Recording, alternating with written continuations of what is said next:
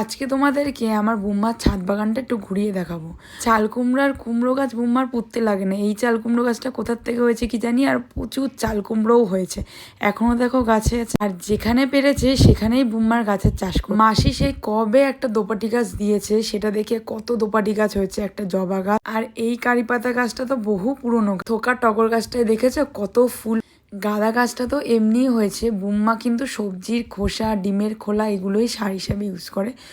আর এই যে যত ফুল গাছগুলো দেখেছো সব আমার মার ব্যালকানি থেকে একটা একটা করে ছিঁড়ে এনে এতগুলো গাছ করেছে।